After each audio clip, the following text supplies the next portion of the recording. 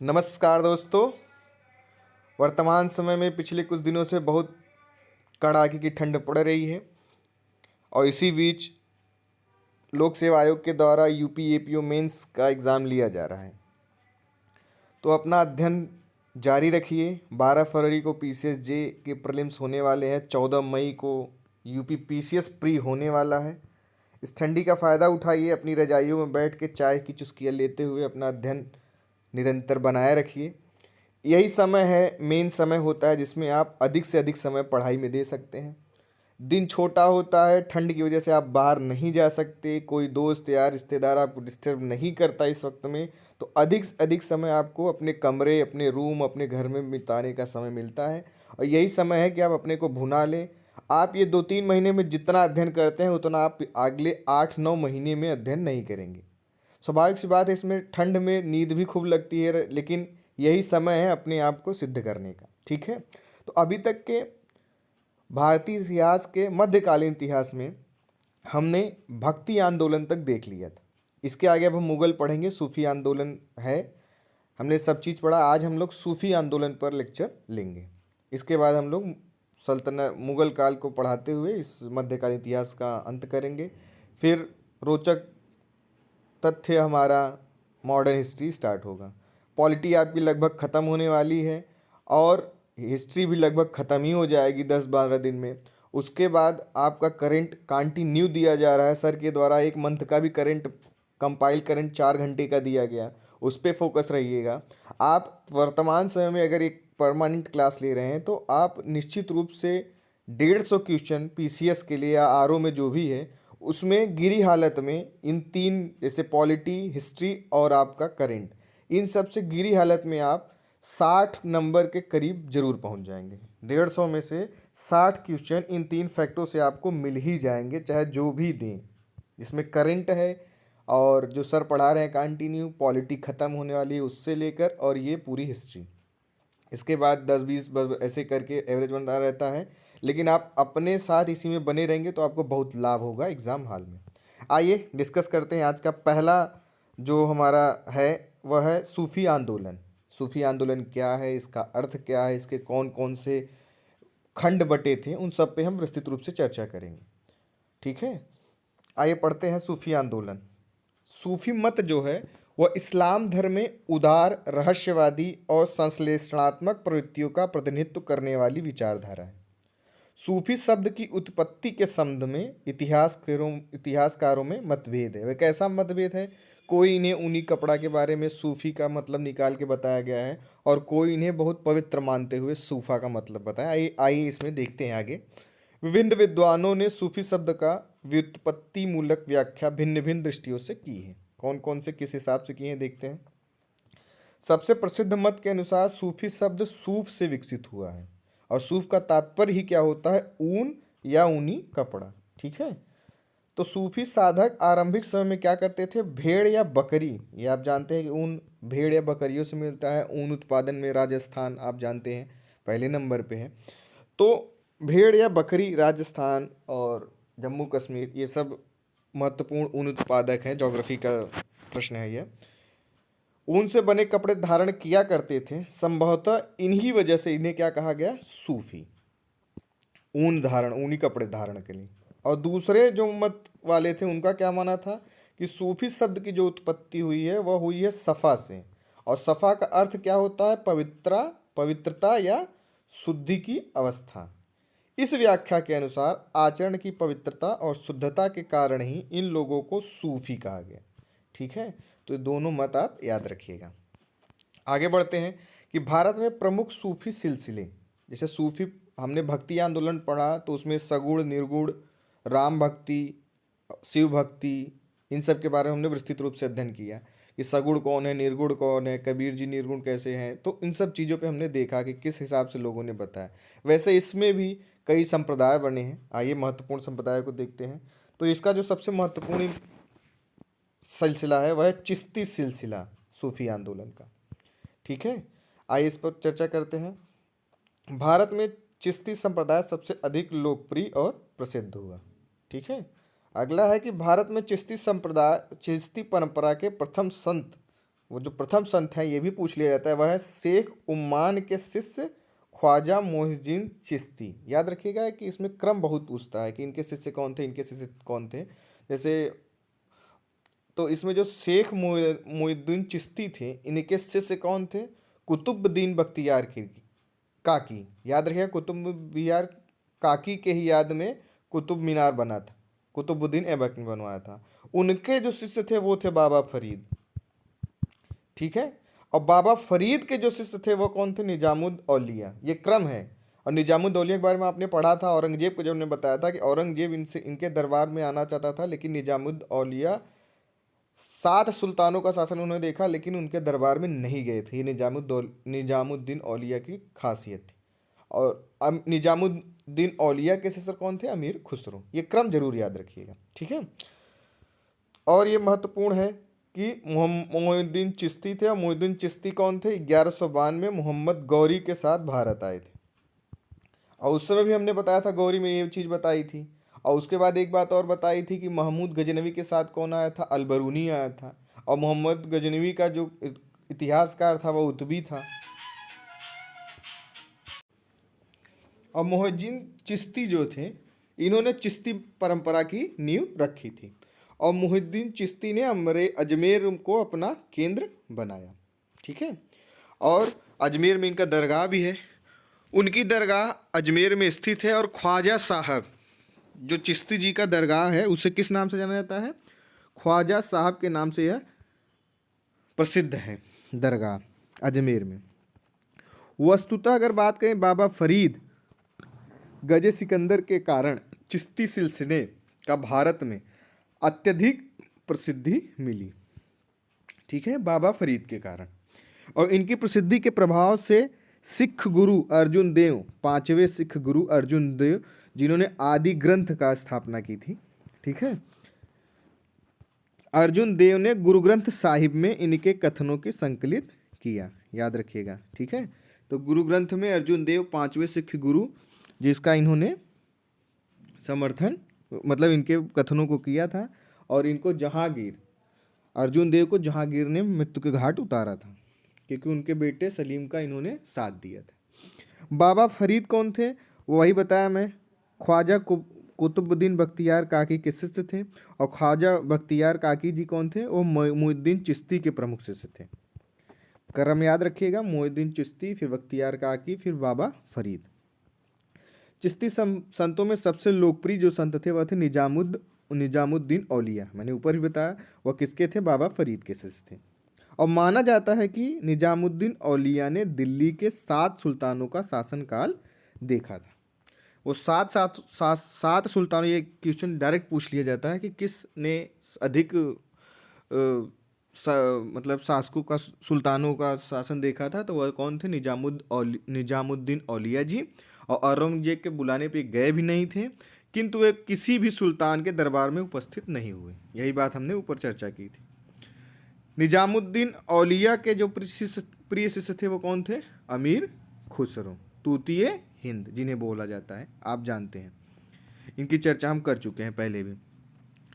चिश्ती संत नासिरुद्दीन महमूद, जिसे क्या बोला जाता है? चिरागे दहली, अर्थात दिल्ली के चिराग से नाम से प्रसिद्ध है। ये डायरेक्ट फैक्ट पूछा जाता है कि चिरागे दिल्ली कौन है, किस नाम से इन्हें किसको बुलाया जाता है? तो नासिरुद्दीन महमूद को इस नाम से बुलाया जाता है।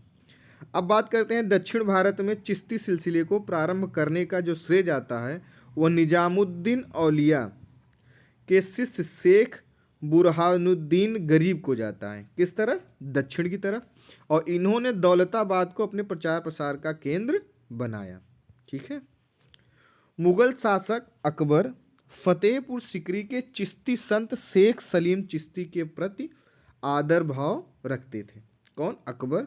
तथा अपने पुत्र जहांगीर को उनका ही आशीर्वाद समझते थे। उनका मानना था कि जो जहांगीर की जन्म हुआ था वो इनके आशीर्वाद स्वरूप हुआ था। फतेहपुर सिकरी में अकबर ने शेख सलीम चिश्ती, ठीक है, इन्हीं के मानने वाले थे, कि मकबरे पर चिश्ती सिरे का निर्माण करवाया था। ये महत्वपूर्ण फैक्ट है, याद रखिएगा। कौन? शेख सलीम चिश्ती, अकबर, फतेहपुर सिकरी।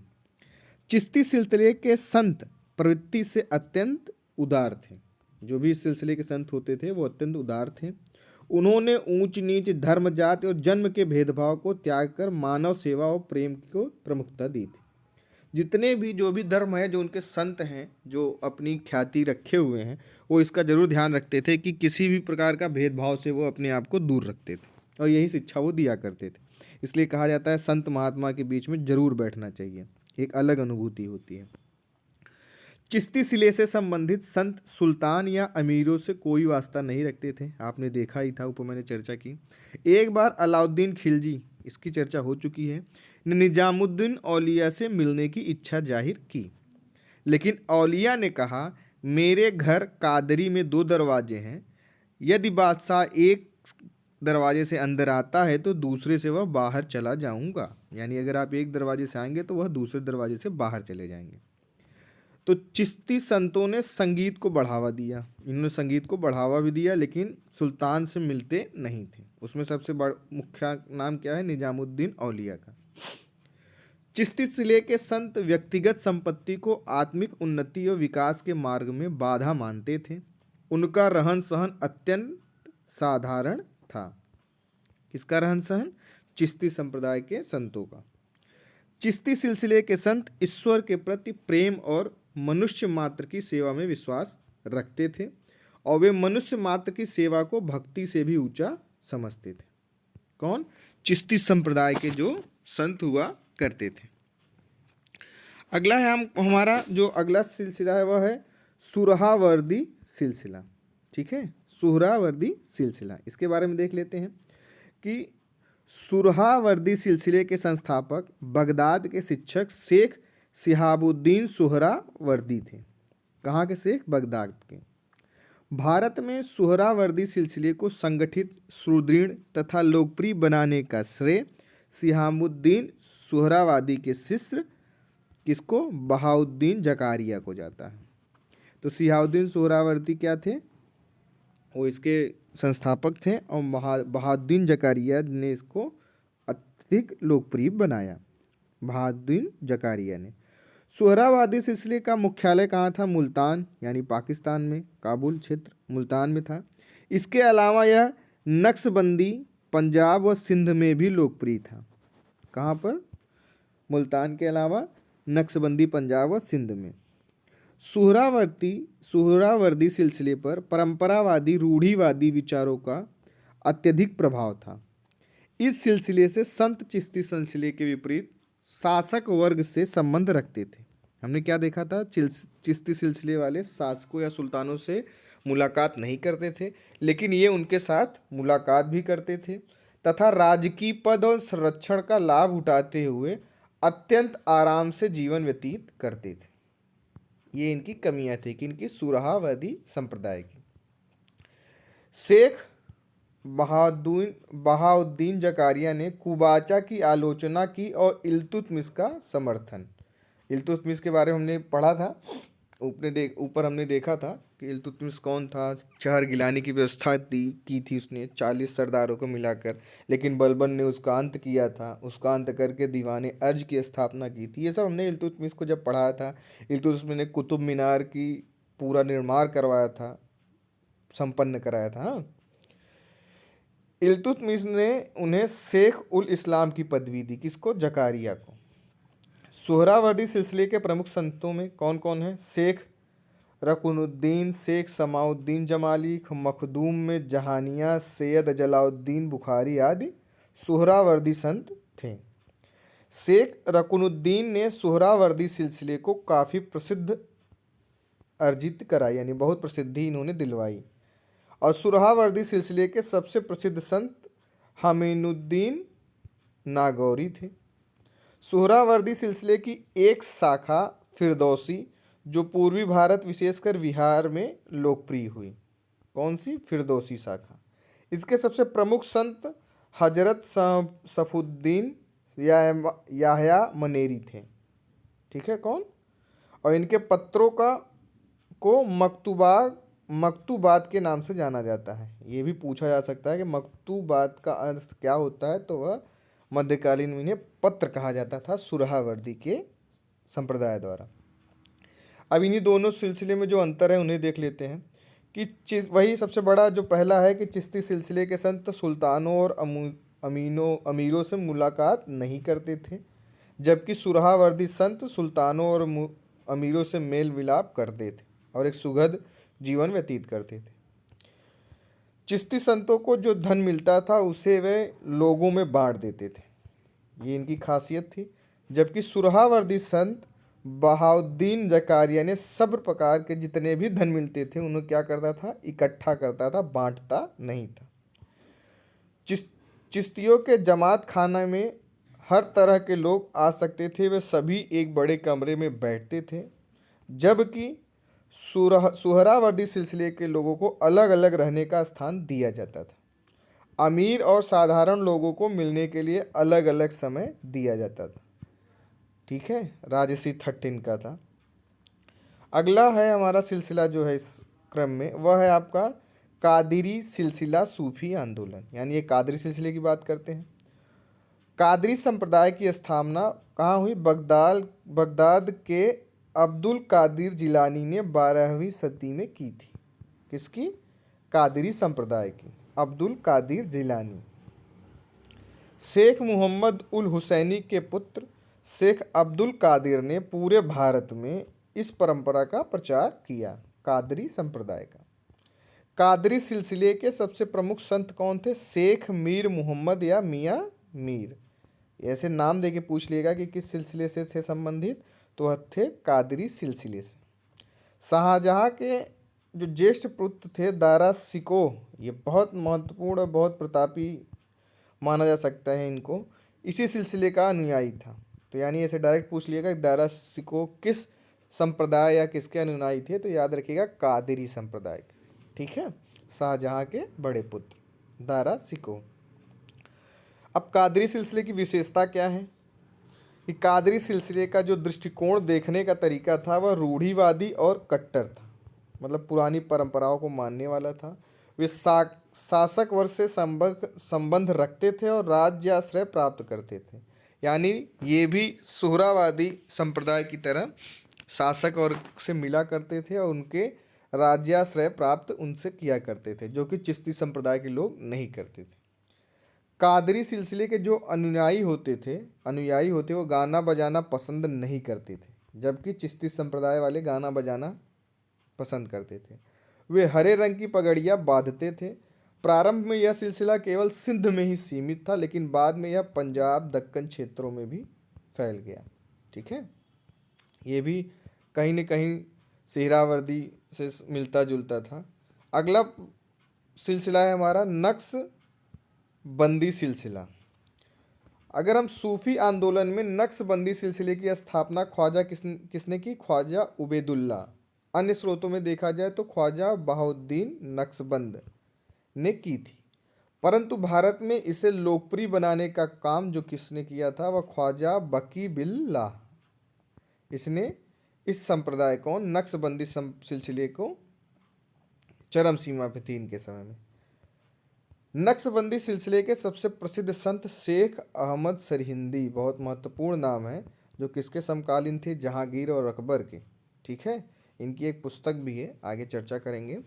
तो वो कौन थे? शेख अहमद सरहिंदी, जो मुगल बादशाह अकबर और जहांगीर के समकालीन थे। ये इस्लाम के प्रबल समर्थक थे। कौन? शेख अहमद सरहिंदी। और शेख अहमद सरहिंदी ने अकबर की उदार धार्मिक नीतियों का विरोध किया और औरंगजेब इस परंपरा के क्या थे? समर्थक थे। ठीक है, और शेख अहमद सरहिंदी इन्हीं के समय आए हुए थे और औरंगजेब इस परंपरा का समर्थक था, यानी नक्शबंदी संप्रदाय से संबंधित था। नक्शबंदी सिलसिले की विशेषता, सूफी आंदोलन में नक्शबंदी सिलसिला सबसे क्या थे? कट्टरता थी इनमें, कट्टरपंथी थे। क्या करते थे आइए देखते हैं। नक्शबंदी सिलसिले के संत शरीयत पर अधिक जोर देते थे। ठीक है, और इस सिलसिले के लोग संगीत के ये भी विरोधी थे, यानी चिश्ती संप्रदाय को छोड़ दे तो लगभग सभी संगीत गाने बजाने के विरोधी थे। उन्होंने एक ईश्वर के सिद्धांत को भी चुनौती दी, यानी उन्होंने ईश्वर को भी चुनौती दी। किसने? नक्शबंदी संप्रदाय। अगला सिलसिला है सत्तारी सिलसिला। इस सूफी आंदोलन सिलसिले की भारत में स्थापना किसने की? शाह अब्दुल सत्तार, इसीलिए शायद इसे सत्तारी सिलसिला कहते हैं। सत्तारी सिलसिले का प्रभाव जो है वह कहाँ तक है? जौनपुर, बंगाल और दक्कन के क्षेत्रों में था। अगर इस सिलसिले के सबसे प्रसिद्ध संत की बात करें तो वह ग्वालियर निवासी हजरत मोहम्मद गौस थे। ठीक है, और इन्होंने संगीत के विकास में महत्वपूर्ण योगदान दिया। चलो, चिश्ती संप्रदाय के बाद यह संप्रदाय ऐसा रहा जो संगीत को योगदान दिया। संगीत सम्राट तानसेन, ये बहुत महत्वपूर्ण है, तानसेन जो थे वो इन्हीं के शिष्य थे, याद रखिएगा, डायरेक्ट पूछा जा सकता है यह। तो वह तानसेन किसके शिष्य थे? तो वह थे हजरत मोहम्मद गौस के। सत्तारी सिलसिले की अब विशेषता क्या है, आइए देख लेते हैं कि इस सिलसिले के संतों ने भी राज्य संरक्षण